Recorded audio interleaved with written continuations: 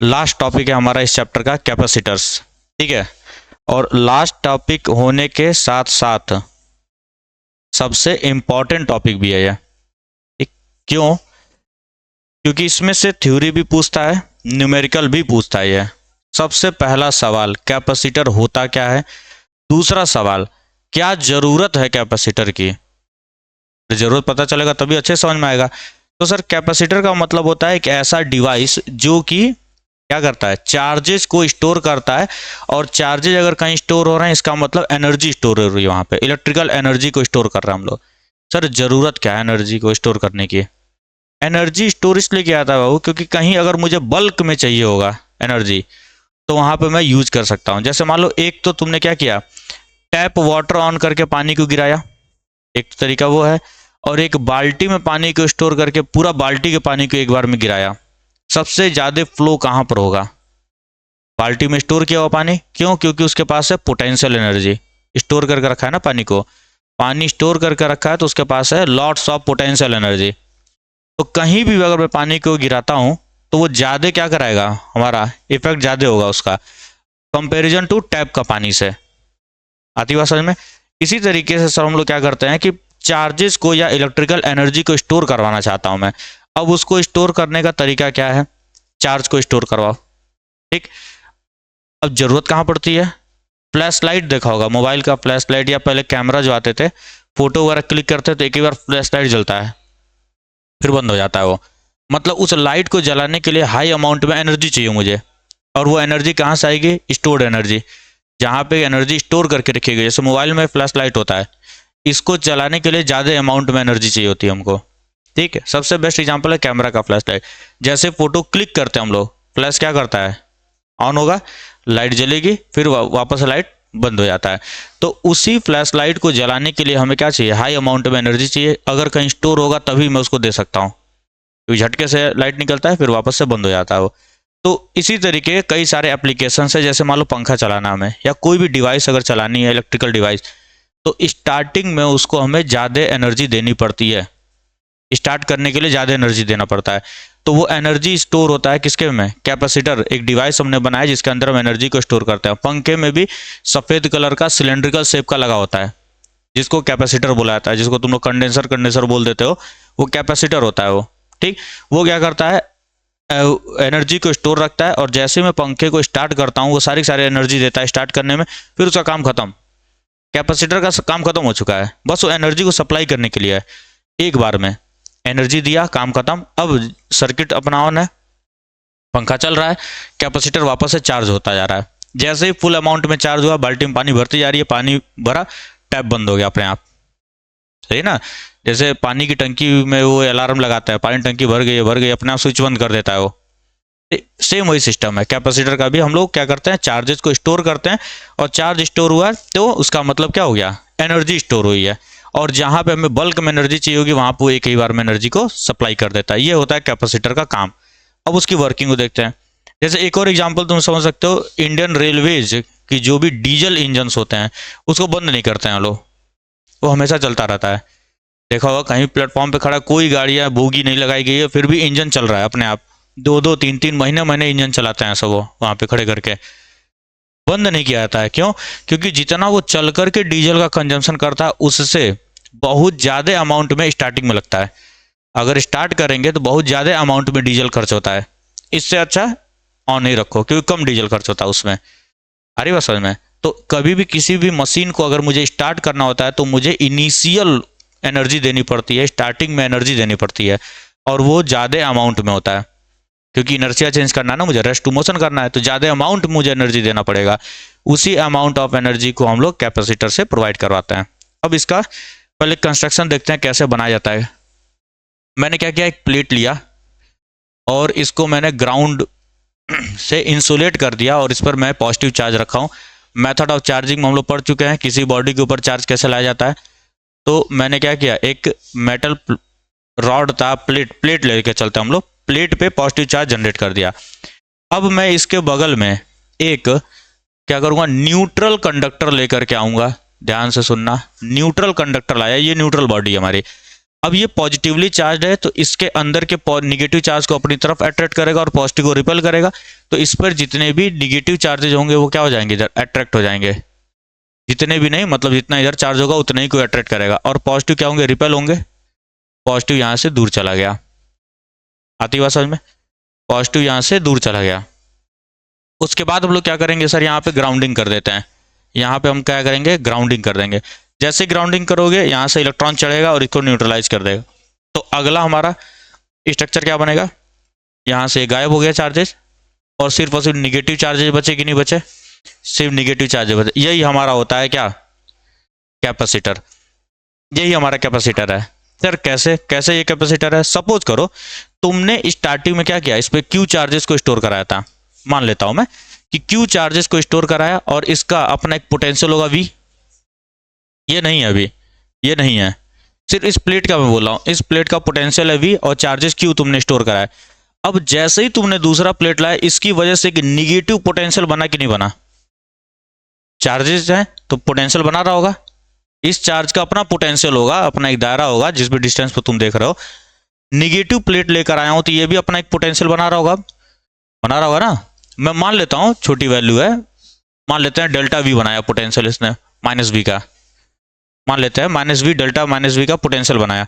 अब इन दोनों को जब एक साथ रखूंगा तो नेट पोटेंशियल कितना हो जाएगा इसके बीच में, नेट पोटेंशियल डिक्रीज हो जाएगा कि नहीं।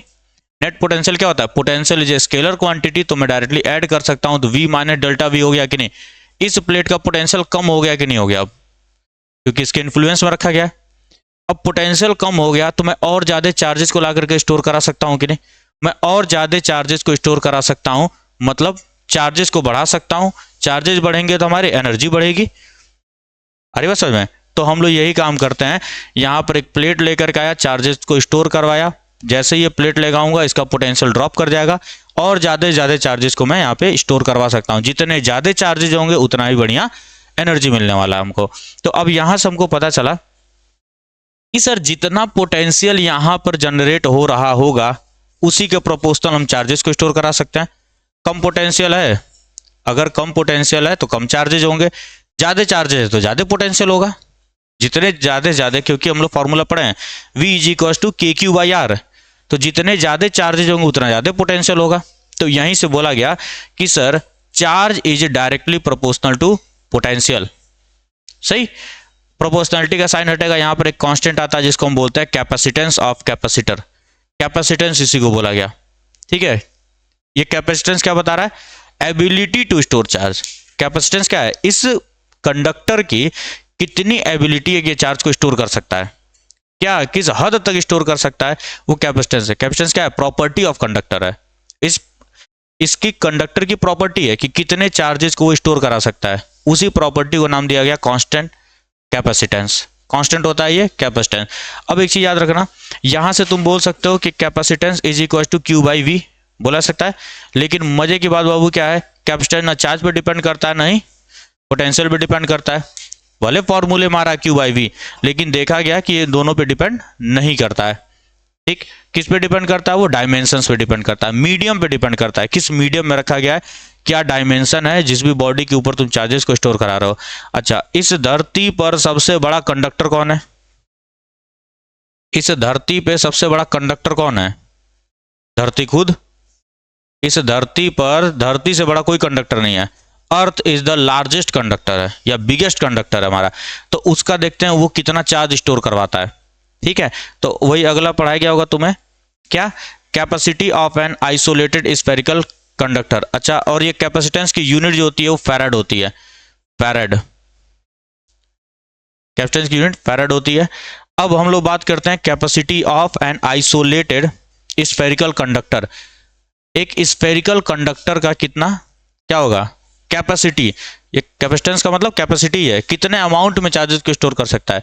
तो कभी भी capacity of charge stored on a conductor पूछा जाए तो समझ जाना कैपेसिटेंस पूछा गया है। वो क्वेश्चन घुमा के पूछ सकता है, वो तुमसे बोल सकता है what is the capacity of charge which we can store on the given conductor. Dimensions वगैरह लिख करके देगा, तुमको निकालने आना चाहिए। तो सबसे पहले हम बात कर लेते हैं किससे, स्फेरिकल कंडक्टर से। एक स्फेरिकल कंडक्टर, फिर स्पेशल केस में हम अर्थ को लेंगे क्योंकि अर्थ पे अर्थ से बड़ा कोई कंडक्टर नहीं है। किसी एक स्फेरिकल कंडक्टर को मैं ले रहा हूं। स्फेरिकल कंडक्टर में मतलब ऐसे है कोई स्फेरिकल कंडक्टर जिसपे चार्जेज है, कंडक्टर है तो चार्जेस कहाँ आएंगे, सरफेस पर आ जाएंगे। रेडियस में मान लेता हूँ कैपिटल आर है, ठीक। इसका पोटेंशियल कितना होगा एट सरफेस, पोटेंशियल कितना होगा के क्यू बाई आर। सरफेस पे कितना होता है पोटेंशियल, के क्यू बाई आर होता है, तो पोटेंशियल निकाला हमने के क्यू बाई आर हो जाएगा, या इसी को 1/4 pi epsilon naught into Q by R भी बोला जा सकता है, सही। अब मैं निकाल रहा हूँ कैपेसिटेंस, ध्यान से सुनना, कैपेसिटेंस को निकाल रहे हैं हम लोग। तो कैपेसिटेंस का फॉर्मूला क्या होता है, Q by we.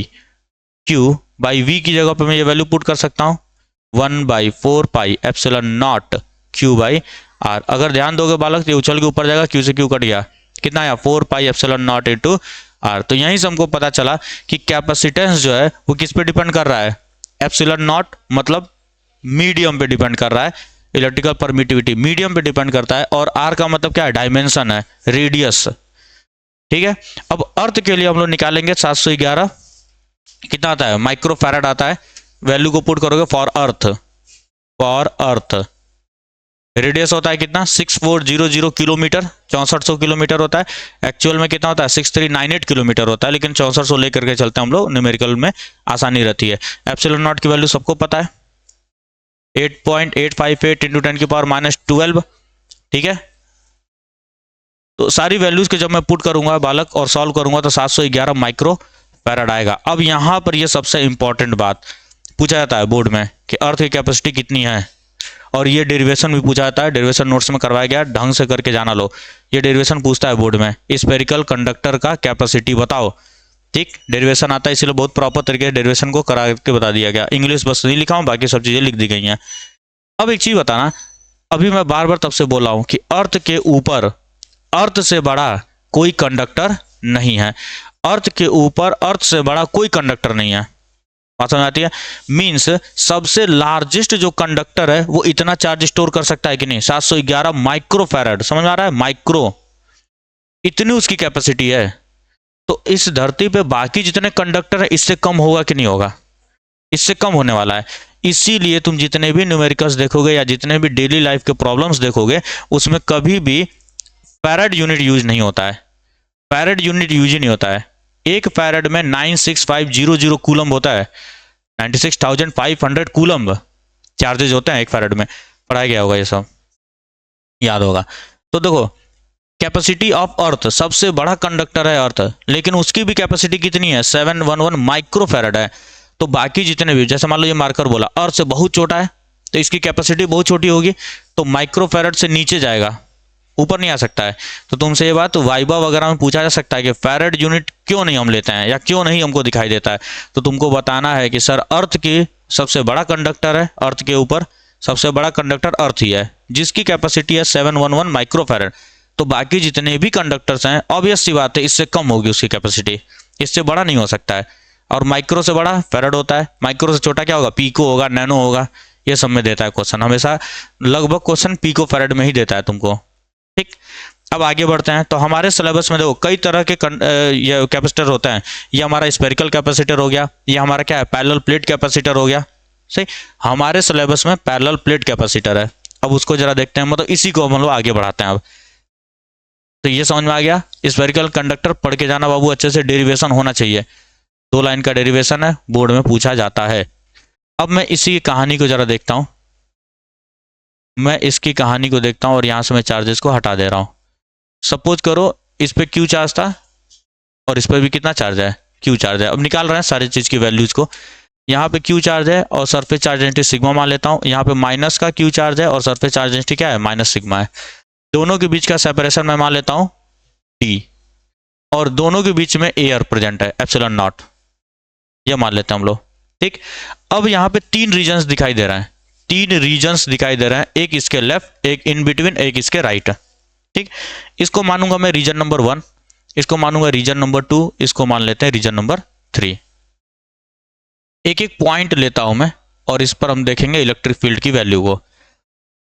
Positive plate से लेफ्ट में जो है रीजन, पहले सबसे पहली बात, एक ये प्लेट से इनफाइनाइटली लार्ज प्लेन शीट से कितना इलेक्ट्रिक फील्ड बनता है, sigma by 2 epsilon not, Gauss's law का सेकंड एप्लीकेशन पढ़े थे, सिग्मा बाई 2 एप्सिलॉन नॉट होता है। ठीक, तो यहाँ पे इस पॉजिटिव की वजह से, पॉजिटिव से इलेक्ट्रिक फील्ड लाइन कहाँ जाती हैं, अवे जाती हैं, तो यहाँ से positive electric field line away जाएंगी, प्लस बना देता हूँ मैं, और इसकी वैल्यू क्या होगी, सिग्मा अपॉन में 2 एप्सिलॉन नॉट। निगेटिव से इलेक्ट्रिक फील्ड लाइन्स टूवर्ड्स आती हैं, तो इधर होगा electric field minus is equal to sigma upon 2 epsilon naught. और वैसे भी ये डिस्टेंस पे डिपेंड करता नहीं है, पढ़े थे हम लोग, डिस्टेंस पे डिपेंड नहीं करता है, कहाँ है डिस्टेंस फॉर्मूले में, कहीं नहीं है। पॉजिटिव से अवे जाएंगी, निगेटिव से टूवर्ड्स आएंगी, यहां पर आओ, निगेटिव से टूवर्ड्स आएंगी और पॉजिटिव से अवे जाएंगी। बाबू अगर ध्यान से देख रहे हो वैल्यू सेम है तो ये कैंसिल आउट हो रहा होगा, यहां भी कैंसिल आउट हो रहा होगा, लेकिन ये कैंसिल आउट नहीं हो रहा है, हमें नेट इलेक्ट्रिक फील्ड मिल रहा है इस डायरेक्शन में, sigma upon 2 epsilon not plus sigma by 2 epsilon not, half plate full plate, तो सिग्मा अपॉन एप्सिलॉन नॉट, इधर मिलेगा sigma upon epsilon not electric field.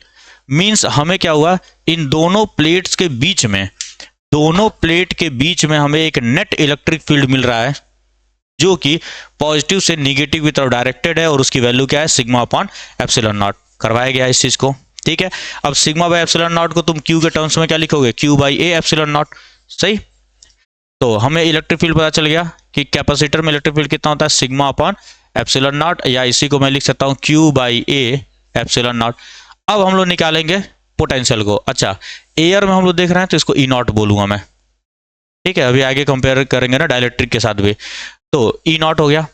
अब वी नॉट की वैल्यू निकाल लेते हैं, पोटेंशियल कितना है, अब इलेक्ट्रिक फील्ड पता चल गया, पोटेंशियल निकाला जाएगा। पोटेंशियल का फॉर्मूला क्या होता है, E is equal to minus del V by del R, V is equal to E dot D L. तो मैं डायरेक्ट लिख सकता हूँ पोटेंशियल का वैल्यू क्या हो जाएगा, ई नॉट इंटू डी, दोनों के बीच का डिस्टेंस, ई नॉट इंटू डी।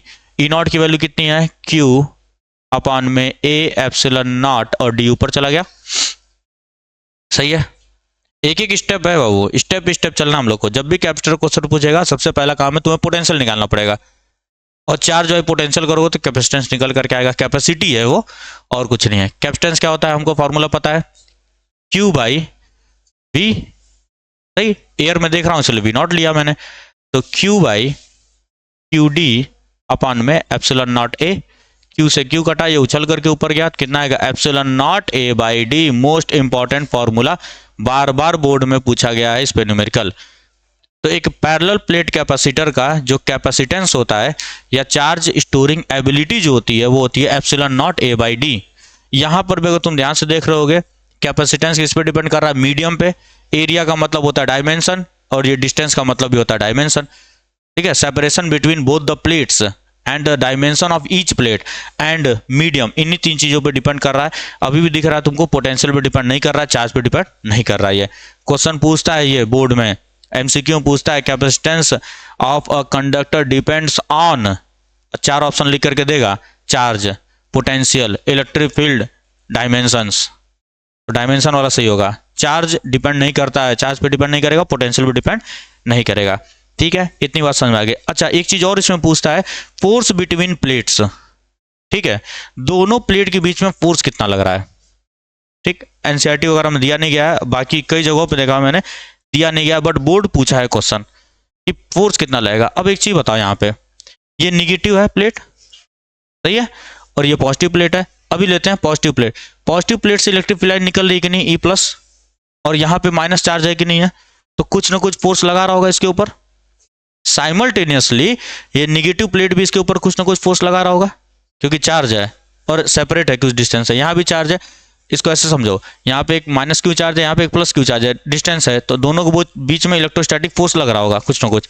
उसी फोर्स को निकालना है, फोर्स ऑन ईच प्लेट, क्या बोलते हैं हम इसको, फोर्स ऑन ईच प्लेट। दोनों प्लेट्स पे क्या फोर्स लग रहा होगा, force on each plate. Sir force का फॉर्मूला हम लोग पढ़े हैं, क्यू इंटू ई, इलेक्ट्रिक फील्ड पे रखा गया ना, निगेटिव का इलेक्ट्रिक फील्ड इसको इंटरेक्ट कर रहा होगा, पॉजिटिव का इलेक्ट्रिक फील्ड इसको इंटरेक्ट कर रहा होगा, सही। तो फोर्स का फॉर्मूला हम लोग जानते हैं, Q into E.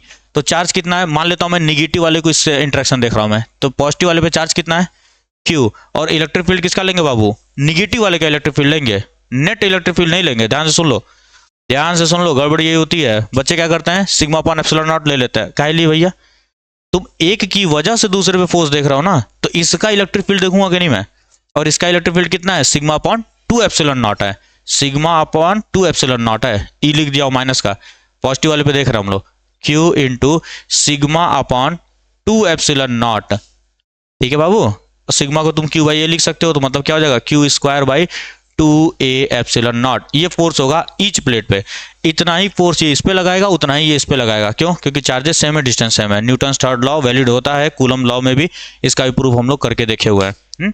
F12 is equal to F21 minus F21 vector में अगर देखा जाए तो ये चीज हम लोग करे हुए हैं। अब अगर मैं चाहता हूं कि सर और कैपेसिटी बढ़ाऊं इसकी, मैं चाहता हूं और कैपेसिटी बढ़ाऊं, तो कैपेसिटी कैसे बढ़ा सकते हैं हम लोग, बताओ। मैं चाह रहा हूं कि और कैपेसिटी बढ़ाना, तो कैपेसिटी बढ़ाने के लिए मुझे एरिया बढ़ाना पड़ेगा, लेकिन एरिया बढ़ाना हमारे हाथ में है क्या? एरिया बढ़ाना हमारे हाथ में क्या? मान लो पंखे के अंदर कैपेसिटर इतना ही बड़ा लगता है, ला दो इतना बड़ा, क्योंकि और चार्ज स्टोर करना, पता चला पंखे से बड़ा तो कैपेसिटर है, पूरा छत भर कैपेसिटर रखा गया ऊपर, और तार एक ड्रिल करके छत में से लाया गया है, पानी वानी भी टपकेगा, ड्रिल होगा तो नहीं कर सकते सर। डी को कम कर दें, डी को जितना कम करो वही पॉसिबल है क्या? कितना कम करूंगा भाई? कम अगर करता जाऊंगा तो फोर्स भी तो बढ़ रहा होगा उनका, और भी तो इंटरेक्शन होगा, नहीं कर सकते सर। बचा एक ही चीज, मीडियम बदलो सर, मीडियम बदलो आप। ठीक है, अब यहां ध्यान से सुनना सर, अगर आपको यहां देखो ध्यान से, C is equal to Q by V naught था, मतलब नीचे आ रहा है ई नॉट इंटू डी। ध्यान से सुनो कैसे आया था दिमाग में सबके, Q by E into D लिख सकता हूं सर। आप चार्जेस को या तो बढ़ा लीजिए, चार्ज बढ़ाने हमारे पास ऑप्शन नहीं है, डी को मैं छेड़ नहीं सकता सर। इलेक्ट्रिक फील्ड कम कर दीजिए ना किसी तरीके से, अगर इलेक्ट्रिक फील्ड कम हो गया तो पोटेंशियल अपने आप बढ़ जाएगा, है ना, काम अपना होने वाला है, अपने आप काम होने वाला है। तो इलेक्ट्रिक फील्ड को हमको अब कम करना है, इलेक्ट्रिक फील्ड कम होगा तो पोटेंशियल कम होगा, पोटेंशियल कम होगा तो और ज्यादा चार्जेस को लाकर मैं स्टोर कर सकता हूं। देखो इलेक्ट्रिक फील्ड कम होगा, ठीक है, यहाँ पे सी है ना, इलेक्ट्रिक फील्ड कम होगा तो पोटेंशियल कम होगा। देखो इलेक्ट्रिक फील्ड कम होगा तो पोटेंशियल कम होगा, पोटेंशियल कम होगा तो कैपेसिटेंस अपने आप बढ़ जाएगा। तो मैं इलेक्ट्रिक फील्ड कम कैसे कराऊं? तुरंत मेरे दिमाग में आया डाइलेक्ट्रिक। सर डाइलेक्ट्रिक अभी अभी हमने पढ़ा था, डाइलेक्ट्रिक ऐसे मटेरियल्स होते हैं जो नेट इलेक्ट्रिक फील्ड की वैल्यू कम कर देते हैं पोलराइजेशन की मदद से। तो सर ठीक है, डाइलेक्ट्रिक पुट करते हैं, डाइलेक्ट्रिक रखा जाएगा अब। तो यहीं से रटो मत किसी भी चीज को, नीड देखो क्या जरूरत है, तो डाइलेक्ट्रिक रखने की वजह से ही, क्योंकि एरिया बढ़ा नहीं सकता मैं, डी को कम कर नहीं सकता मैं, दिक्कत है हमारे साथ। तो मैंने क्या किया, एक डाइलेक्ट्रिक को प्लेस किया। अब तुम्हारे मन में एक सवाल आएगा, ठीक है, साइंटिस्ट लोगों के मन में एक सवाल आया कि डाइलेक्ट्रिक को कहाँ भरा जाए, पूरे में भर दिया जाएगा, थोड़ा सा भरा जाए। तो दो केसेस बनते हैं, एक बनता है फुल फिलमेंट का, एक बनता है पार्शियल फिलमेंट का। ठीक है, पार्शियल का मतलब थोड़ी जगह भरा, और एक फुल का मतलब पूरा भर दिया। जैसे यहाँ पे क्या है, अभी एयर है, मैंने इस रूम में ला करके पानी भर दिया पूरा, या कोई और गैस लाकर भर दिया पूरे रूम में, और या हो सकता है मैं एक स्मॉल पोर्शन में ला करके कुछ भरा हूं। ठीक, तो मैं मीडियम को चेंज करना हूं। सबसे पहला केस हम पढ़ेंगे फुल फिलमेंट, सबसे पहला केस पढ़ेंगे हम लोग फुल फिलमेंट का। फुल फिलमेंट मतलब पूरे में ही मैंने क्या कर दिया, मैं बना यहां पर आऊं, याद रखना कि ये पूरे में है, सही है, फिगर गंदा हो जाएगा ना इसलिए, क्योंकि उसमें थोड़ा चीज समझानी भी है। तो यहां मैंने क्या किया, फुली कर दिया, पूरा भर दिया। मान लेते हैं इसकी थिकनेस है टी, इसकी थिकनेस है टी, डी और टी बराबर है, दोनों ही बराबर आए हैं। ठीक है, डी और टी दोनों ही क्या बराबर आए हैं, टी बराबर डी बोलो या डी बराबर टी बोलो। अब जैसे ही मैंने एक डाइलेक्ट्रिक यहाँ प्लेस किया, इसके अंदर याद होगा तुम्हें नेट इलेक्ट्रिक फील्ड इधर जा रहा था कि नहीं, पॉजिटिव प्लेट से निगेटिव प्लेट की तरफ नेट इलेक्ट्रिक फील्ड जा रहा था। ठीक है, इसको किस सिंबल से बताया गया था, उधर ई नॉट से बताया गया है।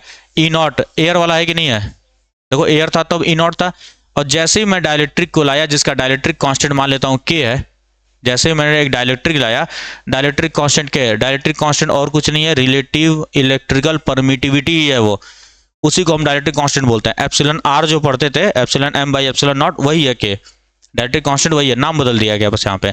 अब जैसे ही मैं इसको रखूंगा, सारे के सारे पॉजिटिव इधर होंगे, निगेटिव इधर होंगे, बीच के कैंसिल आउट होंगे। नेक्स्ट सिनेरियो क्या बनेगा, ऐसा बनेगा क्या, इधर निगेटिव इधर पॉजिटिव, और बीच वाले सारे क्या हो गए, न्यूट्रलाइज हो गए।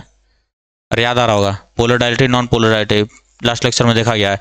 तो यहां पर एक नया इलेक्ट्रिक फील्ड पोलराइज हो गया, ईपी, हुआ कि नहीं हुआ। तो नेट इलेक्ट्रिक फील्ड कितना हो गया इन दोनों प्लेट्स के बीच में, बाहर वाले प्लेट्स के बीच में इलेक्ट्रिक फील्ड कितना हो गया, E naught minus EP. Net electric field हो गया हमारा E naught minus EP. See, तो इलेक्ट्रिक फील्ड कम हो गया कि नहीं हो गया? Between this plate and this plate electric field की वैल्यू कम हो गई, इलेक्ट्रिक फील्ड कम हुआ, पोटेंशियल कम हुआ, पोटेंशियल कम हुआ, अब मैं ज्यादा चार्जेस को ला करके स्टोर करा सकता हूँ, ज्यादा चार्जेस को स्टोर करा सकता हूँ। और मान लेता हूं मैं इस पे जो चार्ज डेंसिटी बनी है वो सिग्मा पी बना है और इस पे चार्ज डेंसिटी कितना बना है? Plus sigma P. तो नेट चार्ज इस प्लेट पे कितना हो जाएगा? नेट चार्ज होगा सिग्मा माइनस सिग्मा पी, होगा कि नहीं होगा? अरे दोनों चार्ज स्केलर क्वांटिटी जोड़ देंगे, बोल दो, और यहाँ पे कितना हो जाएगा?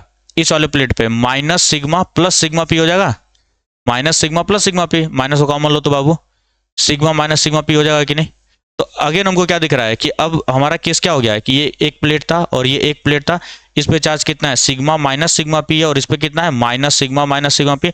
और हम लोग को पता भी है जितना चार्ज इस पे होगा उतना ही चार्ज इस पे भी होना चाहिए, सेम चार्जेस होते हैं पहले प्लेट कैपेसिटर में, ये बात हम लोग बहुत देर से देख रहे हैं। इस पे सिग्मा था तो इस पे माइनस सिग्मा था, बात समझ में आती है क्या? ठीक है, अब वापस से वही काम किया जाएगा, इलेक्ट्रिक फील्ड निकाला जाएगा, पोटेंशियल निकाला जाएगा। लेकिन अब यहाँ पर हम लोग एक कॉन्सेप्ट देखते हैं, क्या है वो कॉन्सेप्ट? पहले इलेक्ट्रिक फील्ड निकालो, इधर तो जीरो होगा, इधर भी जीरो होगा, बीच में होगा कि नहीं इलेक्ट्रिक फील्ड? इलेक्ट्रिक फील्ड यहाँ पे कितना हो जाएगा? E is equal to sigma upon epsilon naught होता है कि नहीं? सिग्मा अपॉन एप्सिलॉन नॉट होता है। अरे अबे बहुत देर से कर रहे हैं यार, मिटा दिया हूँ। सिग्मा अपॉन एप्सिलॉन नॉट होता है बिटवीन पैरेलल प्लेट्स। तो अब सिग्मा क्या हो चुका है? सिग्मा माइनस सिग्मा पी हो चुका है, तो sigma minus sigma P upon epsilon not. अब एक चीज यहाँ पे लिखवाया गया है तुमको कि किसी भी एक लीनियर डाइलेक्ट्रिक के लिए क्या होता है कि sigma P is directly proportional to, क्या लिख दिया है? सिग्मा माइनस सिग्मा पी जो होता है वो सिग्मा के प्रोपोर्शनल होता है। किसी के लिए भी फॉर लीनियर डाइलेक्ट्रिक्स, जो भी लीनियर डाइलेक्ट्रिक्स होते हैं सर, इसको एग्जांपल लेकर के समझाया भी था, सिग्मा माइनस सिग्मा पी जो होगा वो डायरेक्टली प्रोपोर्शनल टू किसके होता है? सिग्मा के डायरेक्टली प्रोपोर्शनल होता है। ये चीज लिखवाया गया। अब सर ये होता कैसे है अभी बताता हूँ। यहाँ प्रोपोर्शनलिटी के साइन को हटाएंगे हम लोग तो एक कांस्टेंट आता है जो कि नीचे आता है, सिग्मा बाई के। ठीक, अब जैसे मान लो कि कोई वैल्यू मैं लेके चलता हूँ, सिग्मा लेकर के चल रहा हूँ, यहाँ सिग्मा लिखते हैं, यहाँ सिग्मा पी लिखते हैं, और यहाँ पे जोड़ो सिग्मा माइनस सिग्मा पी ले लेते हैं। मान लो सिग्मा को मैंने लिया 100, सिग्मा पी मान लेता हूँ मैं 50, तो ये कितना हो जाएगा? 95 होगा, 95 होगा। यहाँ पे मान लेता हूँ मैं 200, यहाँ मान लेता हूँ 10, तो कितना हो जाएगा? ये 190 हो जाएगा। अगर तुम ध्यान से देख रहे होगे, जैसे जैसे मैं सिग्मा को बढ़ाते जा रहा हूँ सिग्मा माइनस सिग्मा पी भी बढ़ता ही जा रहा है कि नहीं, और उसी प्रोपोर्शन में बढ़ रहा है वो। ठीक, तो यहीं से ये बोला जाता है कोई भी एक लीनियर है, क्योंकि लीनियर डायलेक्ट्रिक्स में सिग्मा माइनस सिग्मा पी क्या होगा? डायरेक्टली प्रोपोर्शनल टू सिग्मा होने लगता है ये। ठीक, ये बात हमको समझ में आती है। बस अब हमको सारी चीजें पता चल गई हैं। वापस से मैं कैलकुलेट करूंगा, वापस से मैं अब कैलकुलेट करूंगा। इस सिग्मा माइनस सिग्मा पी की जगह मैं लिख सकता हूं क्या? सिग्मा अपॉन में के एप्सिलॉन नॉट। और याद रखना के क्या है? डायलेक्ट्रिक कांस्टेंट है जिसकी वैल्यू हमेशा ग्रेटर देन 1 होती है। डायलेक्ट्रिक कांस्टेंट हमेशा ग्रेटर देन 1 होगा, वो 1 से छोटा नहीं हो सकता। ई मिला हमको, मिल गया, ई मिल गया। अब पोटेंशियल निकालेंगे। पोटेंशियल क्या होता है? ई इंटू डी होता है। तो क्या हो जाएगा? सिग्मा अपॉन में के एप्सिलॉन नॉट, ई की वैल्यू है, और इंटू डी हो जाएगा। सर इस पूरे की वैल्यू को आप क्या बोलते थे? सिग्मा अपॉन एप्सिलॉन नॉट को क्या बोलते थे? Sigma upon epsilon naught into D. मैं लिख देता हूं फॉर्मूला। इलेक्ट्रिक फील्ड पहले कितना आया था? Sigma by epsilon naught into D आया होगा पहले, जिसको हम लोग Q by epsilon naught A into D लिख रहे थे। पोटेंशियल को चल लिख लेते हैं, चलो। पोटेंशियल कितना आया था? ये इतना आया था ना। इलेक्ट्रिक फील्ड इतना था। इलेक्ट्रिक फील्ड क्या था? सिग्मा अपॉन एप्सिलॉन नॉट, मतलब Q by A epsilon not. अभी लिखवाया हूं। ये क्या था? ई नॉट इंटू डी था, मतलब क्यू डी अपॉन में एप्सिलॉन नॉट इंटू ए। और कैपेसिटेंस कितना आया था? Epsilon naught A by D आया था। ये 3 फॉर्मूले हम लोग एयर के लिए देखे थे। अब कंपेयर करो, कंपेयर करो। Sigma upon epsilon naught, sigma upon epsilon naught, sigma upon epsilon not को मैं क्या लिखता हूँ? ई नॉट लिख सकता हूँ। तो यहाँ पे मैं क्या बोल सकता हूँ? ई नॉट बाई के। और हमको पता भी है सर कि अगर मैं कोई डायलेक्ट्रिक लेकर के आता हूं तो इलेक्ट्रिक फील्ड की वैल्यू कम हो जाएगी। डिवाइड मारा है कि नहीं? 1 से बड़ी वैल्यू डिवाइड मारी है, मतलब पूरी वैल्यू कम करेगा। अरे भाई 10/2 करूंगा 5 हो जाएगा। पहले मान लो 10 था, 2 से डिवाइड कर दिया मैंने, 5 हो गया। नई वैल्यू कम हो गई, वो हमको यहाँ दिख भी रहा था कि इलेक्ट्रिक फील्ड क्या हो रहा था? कम हुआ था। यहाँ से भी हमको चीज रिप्रेजेंट हो रहा है। वी एप्सिलॉन नॉट क्या है? Sigma upon epsilon not D, sigma upon epsilon not D. इसको भी इसमें कन्वर्ट कर लेते हैं। इसका मतलब क्या हो जाएगा? सिग्मा डी बाई ए होगा कि नहीं होगा? देखो, क्यू अपॉन एप्सिलॉन नॉट को सिग्मा डी बाई ए लिख सकते हैं ना। अरे भाई इसी को मैं लिख रहा हूँ D, epsilon naught sigma upon epsilon naught into D, sigma upon epsilon naught into D. तो sigma upon epsilon naught into D को मैं क्या बोल सकता हूँ, वी नॉट बोल सकता हूँ। तो वी नॉट बाई के लिखा जा सकता है।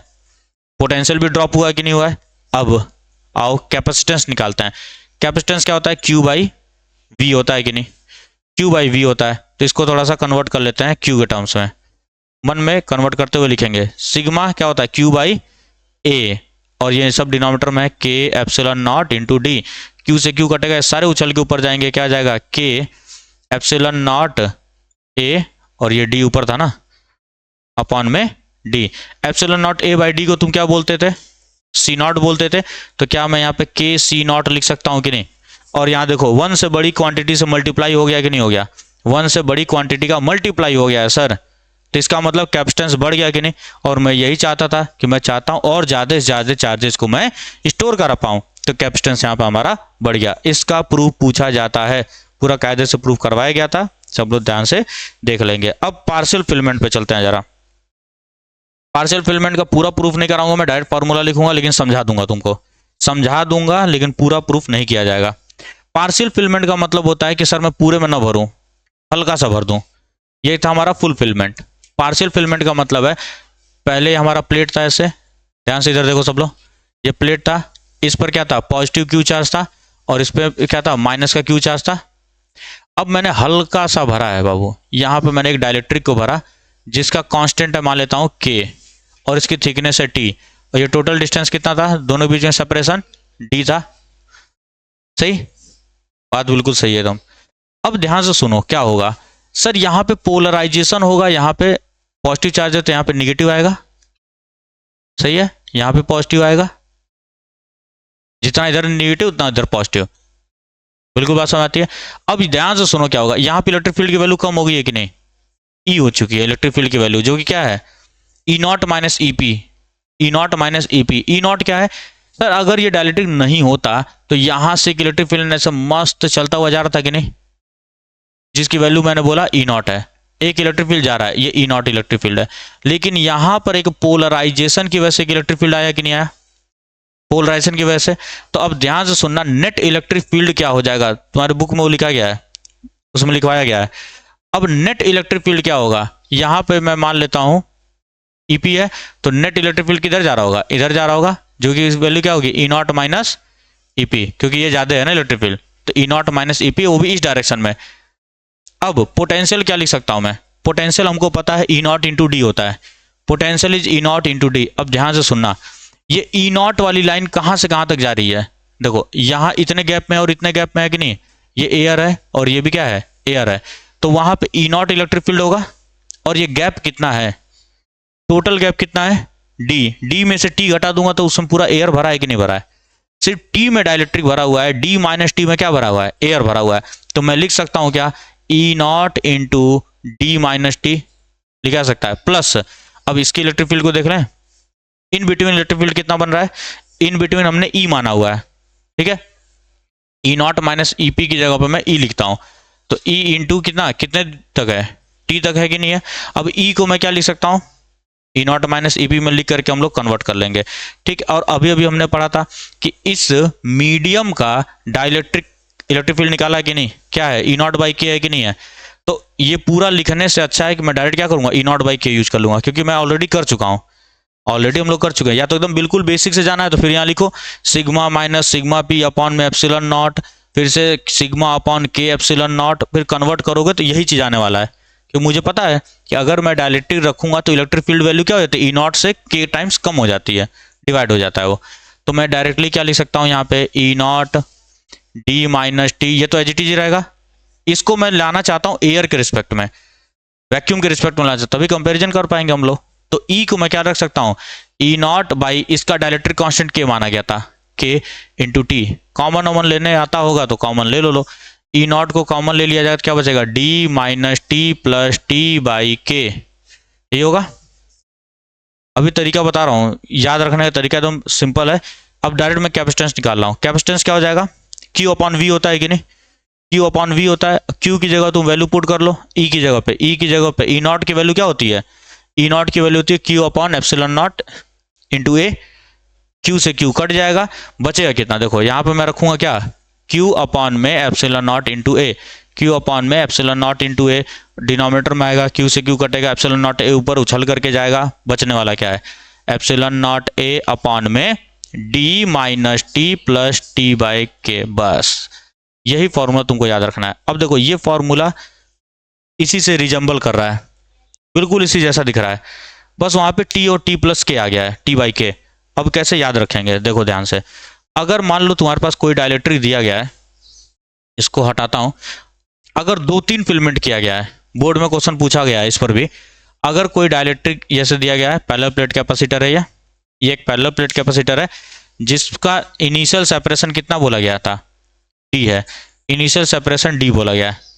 और सपोज करो इसमें मैंने यहां पर एक डायलेक्ट्रिक को फिल कर दिया जिसका डायलेक्ट्रिक कांस्टेंट K1, थिकनेस है T1, एक और डायलेक्ट्रिक को मैंने यूज किया यहाँ पे जिसका थिकनेस है T2 और डायलेक्ट्रिक कांस्टेंट क्या है K2, एक और डायलेक्ट्रिक को मैंने यहाँ पर रख दिया T3 और K3, मान लेते हैं 3 डायलेक्ट्रिक को मैंने भरा, 3 डायलेक्ट्रिक्स को मैंने भर दिया है। तो अब हमारा जो फॉर्मूला बनने वाला है वो क्या बनेगा, उसको जरा ध्यान से देखो। अब जो फॉर्मूला बनेगा उसको जरा ध्यान से देखना, net capacitance of this C is equal to epsilon naught A by D, ये तो फॉर्मूला लिख ही देना तुम, ये तो फॉर्मूला तुम पढ़े हो, epsilon naught A by D, ये तो लिख देना। अब सुनो ध्यान से, क्या करेंगे हम लोग, जो भी थिकनेस है उसको हम लोग रिड्यूस करते हैं, जो भी थिकनेस दी गई है उसको रिड्यूस किया जाएगा, क्या हो जाएगा, minus T1 minus T2 minus T3 plus, अब क्योंकि थिकनेस तो मैंने हटा दिया है लेकिन लेना तो पड़ेगा ना उसको, तो अब हम लोग लेते हैं विद डायलेक्ट्रिक कांस्टेंट्स, तो T1 by K1 plus T2 by K2 plus T3 by K3, आती बात समझ में। तो ये हमारा फॉर्मूला बन गया। अब इस तरह से कितने भी वो डायलेक्ट्रिक बीच में यूज कर दे, सारे के सारी चीजों को तुम क्या कर सकते हो, इजीली कैलकुलेट कर सकते हो, कितना भी दे देगा तुम कर लोगे, आती बात समझ में क्या। अब हमारा है कॉम्बिनेशन ऑफ कैपेसिटर्स, तो डायरेक्ट फॉर्मूला बता रहा हूँ, प्रूफ तुमको करवाया गया पहले से ही, ठीक। कॉम्बिनेशन ऑफ कैपेसिटर्स पूरा कंप्लीट कर देते हैं इसको, क्या अब 2-2 बार करना पड़ेगा ना फिर। कॉम्बिनेशन में सबसे पहले हम पढ़ेंगे सीरीज कॉम्बिनेशन, बहुत बढ़िया। कॉम्बिनेशन में सबसे पहले सीरीज कॉम्बिनेशन, सीरीज कॉम्बिनेशन, ठीक है। सबसे पहले कैपेसिटर को हम लोग सीरीज में कनेक्ट करेंगे। अब देखो कैसे होगा, एक कैपेसिटर लाया मैं, ठीक है बालक, और इसको ऐसे रहने देते हैं, सर्किट में नहीं लगा रहा हूं। सपोज करो यहाँ पे पॉजिटिव चार्ज है, ध्यान से समझ लो इसको, यहाँ पॉजिटिव चार्ज है तो यहाँ पे निगेटिव आएगा। अब इसका पॉजिटिव यहाँ पर होगा कि नहीं होगा, रिपल्सन हो रहा है ना, एक प्लेट में लाया दूसरा प्लेट लाया मैं इधर, तो क्या करेगा, यहाँ पे चार्जेस को इंड्यूस करेगा, चार्जेस को इंड्यूस किया, इस प्लेट पे निगेटिव आया। अब इसका पॉजिटिव कहाँ गया, इधर है कि नहीं है, यहाँ रिसाइड किया हुआ है। अब मैं उसको जगह देता हूँ, सर्किट में मैंने एक और प्लेट लगाया, तो यहाँ का जितना भी पॉजिटिव था इधर सर्क करके आएगा इस पे, बोलो। फिर एक और प्लेट लगाया मैंने जो कि इंड्यूस करेगा निगेटिव यहाँ पे, आ रही बात समझ में। फिर से यहाँ का निगेटिव इधर क्या हुआ, अट्रैक्ट हुआ, तो पॉजिटिव कहाँ जाएगा, इधर होगा रिपल। फिर मैंने जगह दे दिया उसको, तो ये पॉजिटिव कहाँ चला गया, इस प्लेट पर आया कि नहीं आया, इस प्लेट पर आया, बोलो बात समझ में आ रही है। अब ये पॉजिटिव क्या करेगा, इस चार्ज कंडक्टर है हमारा, इसके निगेटिव को अपनी तरफ अट्रैक्ट करेगा। अब इसका पॉजिटिव इधर आया, फिर मैंने जगह दे दिया और ये वापस से कहाँ चले गए, बैटरी के अंदर। बात समझ आ रही है ना, ऐसे बनाया जाता है। एक प्लेट पे मैंने पॉजिटिव चार्ज दिया, ये इसने इंड्यूस कराया निगेटिव चार्ज, अब इसका निगेटिव इधर अट्रैक्ट हुआ, इसका पॉजिटिव यहाँ पर कहीं होगा, मैंने जगह दे दिया तार के रास्ते वो यहाँ पे चले आए, सही। तो इस पर एक्सेस ऑफ चार्ज हो गया पॉजिटिव का। अब ये क्या करेगा, इस हमारे न्यूट्रल कंडक्टर को निगेटिव चार्ज को अट्रैक्ट करेगा, पॉजिटिव फिर इधर कहाँ जाएगा, दूर भगेगा, दूर भगने का मतलब रास्ता मिला, यहाँ पर आया, फिर पॉजिटिव यहाँ पे निगेटिव, यहाँ पॉजिटिव जो था यहाँ पर नीचे आया, सर्किट कंप्लीट हो गया।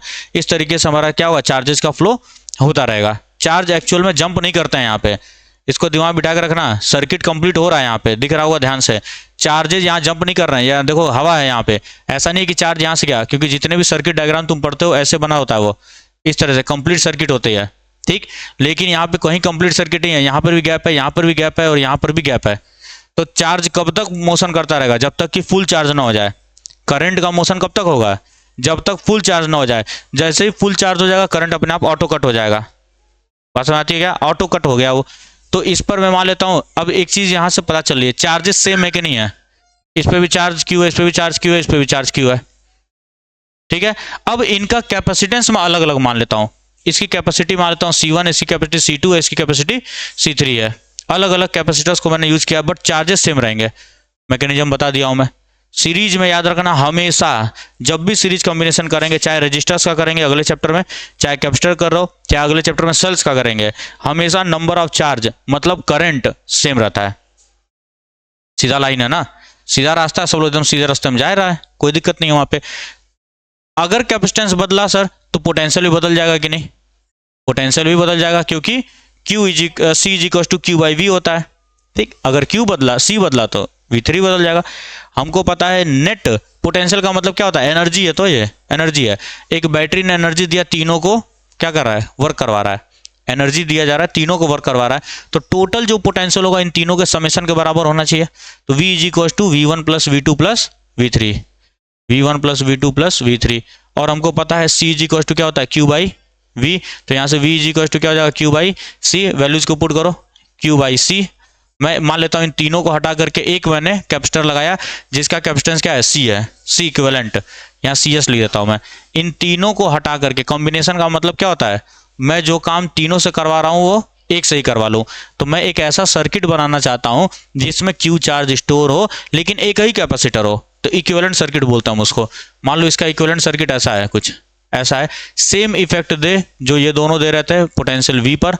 पोटेंशियल V है, यहाँ पर भी पोटेंशियल V है, टोटल पोटेंशियल V है, और चार्ज कितना स्टोर करे, Q स्टोर करे, उस समय का मैं कैपेसिटेंस निकालना चाहता हूं। तो कॉम्बिनेशन का मतलब यही होता है कि मोर देन 2 3 4 5 जितने भी तुमने एलिमेंट्स को यूज किया है उसको हटा करके मैं एक एलिमेंट यूज करूं, वहां पर एक एलिमेंट को यूज किया जाए। तो मैं मान लेता हूं कि उसका कैपेसिटेंस क्या है, Q by CS, voltage potential Q by CS है। V1 का कितना हो जाएगा, Q by C1 plus Q by C2 plus Q by C3। Q से Q कर रहा, सीरीज में क्या जाएगा, 1 by CS upon 1 by C1 plus 1 by C2, इसी तरीके से dot dot dot dot dot निकल जाएगा। पैरेलल में अगर मैं कनेक्ट करता, तो पैरेलल में जब कनेक्शन करते तो क्या होता है, आप देखो ध्यान से। पैरेलल में कनेक्ट करने का मतलब ऐसे कनेक्ट किया जाता है, इस तरीके से कनेक्शन होता है। पैरेलल का मतलब इस तरीके से, सपोज करो यहाँ पे V पोटेंशियल दिया गया था, मैं बैटरी यूज नहीं कर रहा हूँ, मतलब सिंबल नहीं बना रहा हूँ, यहाँ पे V पोटेंशियल दिया गया है। अब ध्यान से सुन लो, पोटेंशियल का मतलब क्या हुआ, यहां से इस टर्मिनल का और इस टर्मिनल का पोटेंशियल V माना गया।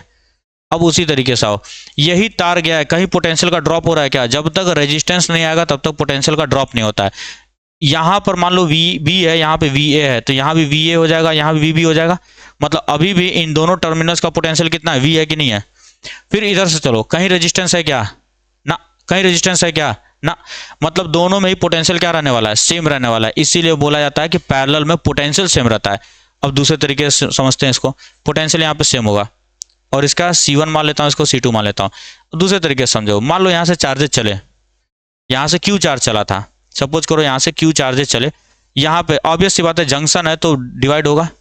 सपोज करो इधर Q1 चार्ज गया और इधर Q2 चार्ज गया, तो ऑब्वियस सी बात है बालक, यहाँ Q1 चार्ज पॉजिटिव आएगा तो यहाँ माइनस का Q1 आएगा, वापस कितने आ जाएंगे, Q1 जितना जनरेट हुआ है, मान लो प्लस Q1 या माइनस Q1, तो प्लस Q1 इधर निकलेगा कि नहीं, दूर बढ़ेगा ना, रास्ता ही मिल गया, आगे बढ़ेगा वो, ठीक है। और यहाँ पे Q2 है, यहाँ से Q2 निकल करके आगे जाएगा, ठीक है। तो यहाँ पे हमारा क्या हो जाएगा, Q2 हो जाने वाला है, Q1 हो गया और ये Q2 हो गया, वापस से मिल करके ये वापस से Q आ जाएंगे कि नहीं, इधर ध्यान समझो, यहाँ से पॉजिटिव गया तो प्लस का Q बना यहाँ पे Q1, तो यहाँ माइनस का Q1 बनेगा। अब यहाँ पे प्लस का Q1 होगा, उसको रास्ता मिला, इधर से निकल गया नीचे। उसी तरीके से Q2 यहाँ पर आया तो यहाँ प्लस का Q2 बनेगा, मैं मान के चल रहा हूँ प्लस है, तो यहाँ पे माइनस को अपनी तरफ खींचेगा और जो यहाँ का प्लस वाला होगा वो इधर से निकला, वापस आया, सर्किट कंप्लीट हो गया। मींस यहाँ दिख रहा है पैरेलल कॉम्बिनेशन में पोटेंशियल बराबर होता है, चार्जेस का क्या होता है, डिवीजन हो जाता है। तो मैं यहाँ क्या बोल सकता हूँ, net charge is equal to Q1 plus Q2 बोला जा सकता है। नेट चार्ज Q जो था वो Q1 प्लस Q2 होगा और पोटेंशियल यहाँ पे सेम है। तो सर Q को मैं क्या लिख सकता हूँ, C इंटू वी लिख सकता हूँ कि नहीं, तो यहाँ मैं लिख सकता हूँ C इंटू वी, CP लिख देता हूँ मैं, किसके लिए, पैरेलल के लिए। यहाँ हो जाएगा C1 V1, V हो जाएगा, पोटेंशियल तो V है ना सबका, plus C2 into V, V से V गया तो C1 प्लस C2, इसी तरह से n होगा तो dot dot dot dot n तक लेकर के हम चले जाएंगे। तो जब भी सीरीज कॉम्बिनेशन होगा तो कैसे निकालेंगे, 1/C1 प्लस 1/C2 उल्टा हो जा रहा है कि नहीं हो जा रहा है, रेजिस्टेंस का उल्टा केस है ये। और पैरेलल में क्या हो जाएगा, C1 plus C2 plus C3, इस तरीके से देख लिया जाएगा हम लोग। ठीक, अब कुछ स्पेशल केसेस थे। अब इसी में क्या है, एनर्जी स्टोर्ड लास्ट टॉपिक है, एनर्जी स्टोर्ड फिर है कॉमन पोटेंशियल। तो इसको एक काम करते हैं, अगले में देखा जाएगा, फिर मर्ज कर दूंगा दोनों को।